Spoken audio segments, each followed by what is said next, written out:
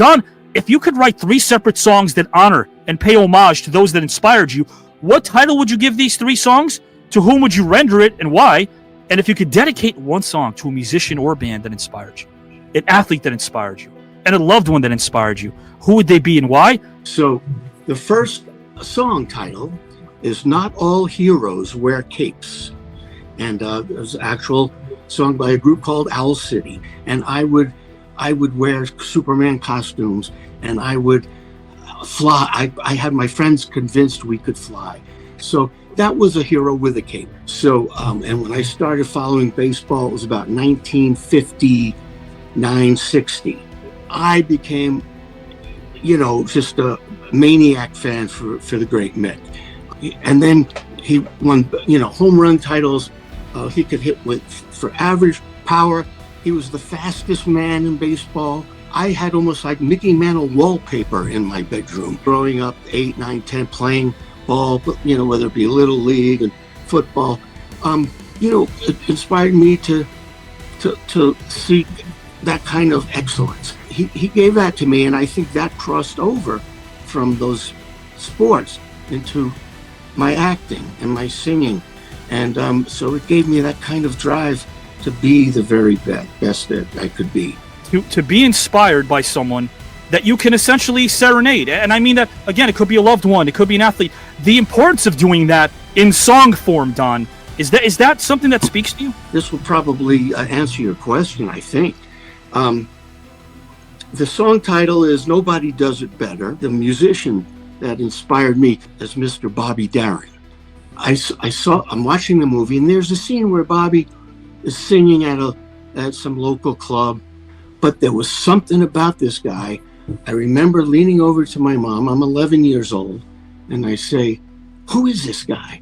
Because there was something about him. I'm at a drugstore thumbing through albums, because back then you could look at albums at a drugstore, and I see Bobby Darin. So now I'm called This Is Darin, and I went, "Well, I'm getting this." I played that over and over, and then I started singing along with Bobby. I mean, it just brought something out in me.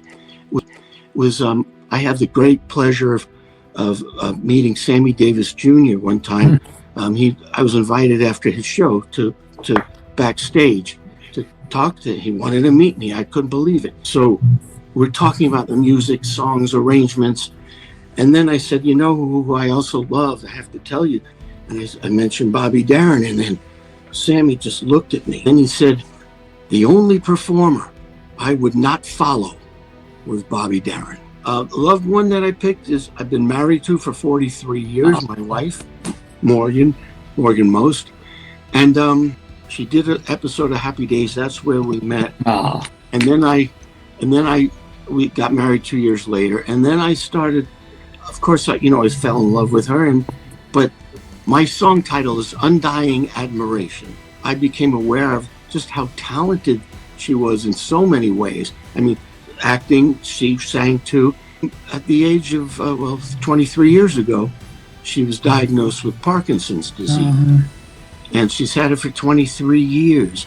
And to watch the way she's handled this awful disease, it inspires me. Yeah, we started writing together, and then we started working together, and it was a great teamwork, great bouncing off of each other, and complementary to each other. That gives me inspiration. I love that. Maybe my 8th wife will give me a bit of that one of these days. Who knows?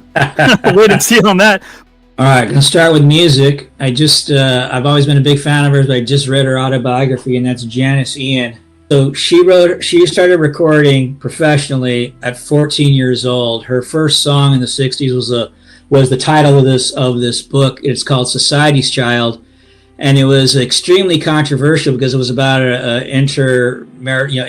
black and white relationship. And then people were hailing her as like the female Bob Dylan and all these things. Tremendous pressure at 15 years old.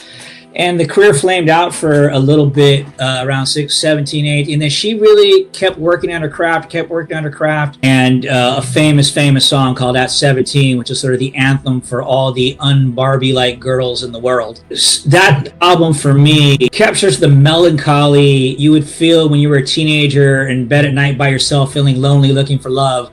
And that's why it means so much to me. Next one I'm going to go with is my athlete, Jamal Wilkes.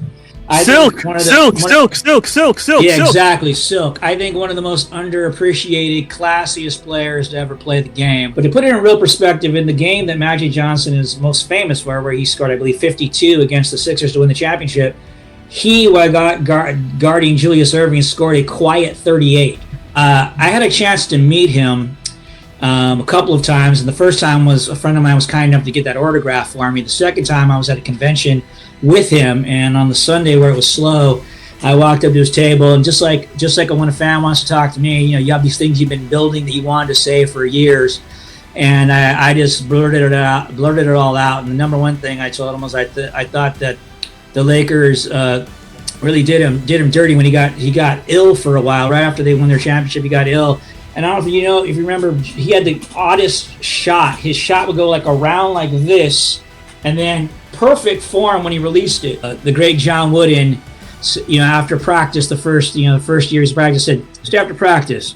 And he just started throwing him, go over to the corner, start throwing him the ball, and I'm just hitting shots, poof, poof, go to the top of the key, poof, poof. And he said, this goes on for like 30 minutes, and then he just goes, "Yeah, don't change that."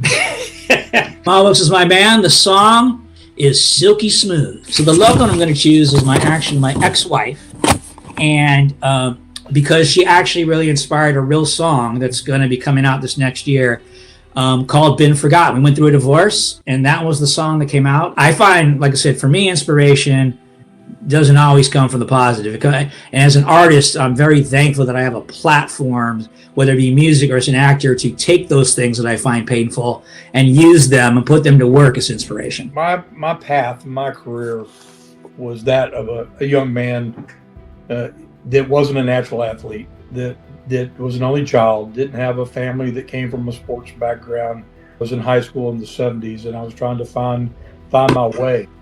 And then my sophomore year, my mom introduces me to this book. It is about Dan Gable. Dan Gable, the legend, the wrestler, who had won the Olympics in 1972 and had an unbelievably amazing, inspiring story. But my mom wanted me to be diversified, and I studied jazz guitar while I was going to high school, and had all kinds of cultural experiences, everything from Andre Segovia to Beverly Sills to Charlie Bird, you name it. I saw all these people perform, and it just had a wonderful, diversified upbringing. But this guy, Dan Gable, was at the center point of my love and my passion. Dan Gable's, obviously his career had nothing to do with music, but this little movie came out in 1975 called Rocky. So he was just driving force in my early life, and unbeknownst to me, one day our paths would cross, and one day got invited to go to this thing called the Hall of Fame in Waterloo, Iowa, that just happens to be Dan Gable's museum. And I got to meet my legend and face to face and shake his hand. That every time I hear the Rocky theme, it's not the boxing match with Apollo Creed that I think of. It's Dan Gable. My second choice is really not my second choice, but my first greatest supporter and fan in my life, who was my mom. I was able to do a tribute with my mom. I was getting ready to wrestle for the world's heavyweight title in my hometown of Norfolk Scope. And Dusty Rhodes, my best friend, was a producer and came up with this concept to do a video with my mom with Wind Beneath My Wings. And just take your breath away. She was still my biggest cheerleader, believed in me when the experts were saying that he's never going to walk again. But there was always a song that just stood out in my mind for some reason from my youth, and it was Turn, Turn, Turn from the Byrds. And not until it all came to a crashing halt did I realize the influence and the feelings that you instill in people who take part with you through that journey. Because ours was episodic, 12 months out of the year. It never stopped. We didn't have a season. It was ongoing. I just had a young man reach out to me on Instagram this week, and because they replayed the Dark Side of the Ring thing where they did a little story on me a while back. Mm-hmm. And he told me and thanked me for not giving up and for being the man that I said I was and doing what I said I was going to do from the beginning. And he was telling me that he and his friends actually underwent grief counseling in school because, you know, their hero had gone down. Courtney, can you please describe a time in your life when silence was able to convey more meanings than words? The floor is yours whenever you're ready to go, good sir. For me, going to nature by yourself is a really important thing. And what I find happens as I go into nature is all I'm left with is my own thoughts, judgments, and evaluations, because there's nobody else around me judging or evaluating me, right? So that silence, just being by myself, no language, no words, just being present to the creation is where I find that silence is more powerful than language. We that are passionate feel like we have to express and we have to make sure people understand what we're trying to convey. So what I found that in the moments of conflict, silence is so valuable. But when you can step back and listen and really understand why someone feels the way they do, and you give them the latitude to do so by being silent and giving them that respect, even though it may be eating you up inside that you want to explain it all away, you can't ever really grow. That silence is just a great tool to use in relationship and business and everything that you do. Yeah, when I saw that topic, and when I first got it and read it, the first thing that came to my mind was the time during when I was in college. I, at that time, was going into Manhattan quite a fair amount to go on auditions. And it was almost a 3-hour car ride into the city, and then take 3-hour bus ride back.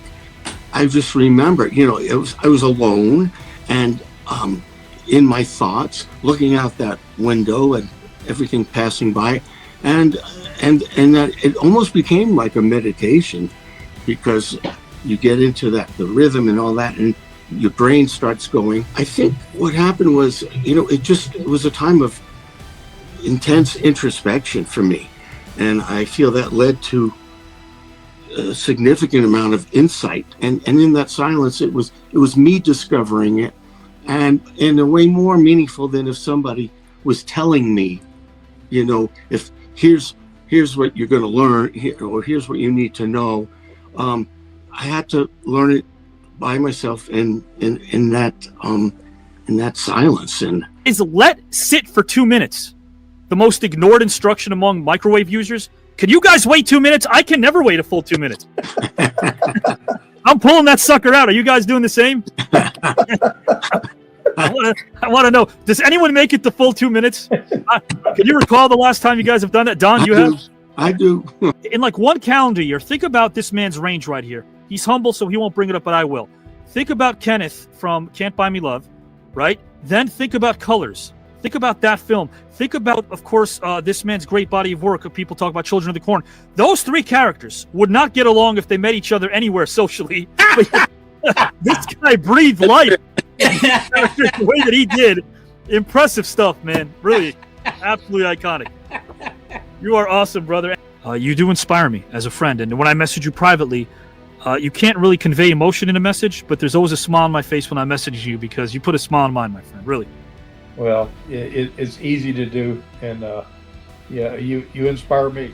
Like I've said before, this whole form that you come up with makes people stretch, even though you feel like you do every day. It makes you dig into, you know, that self-examination and that self-reflection.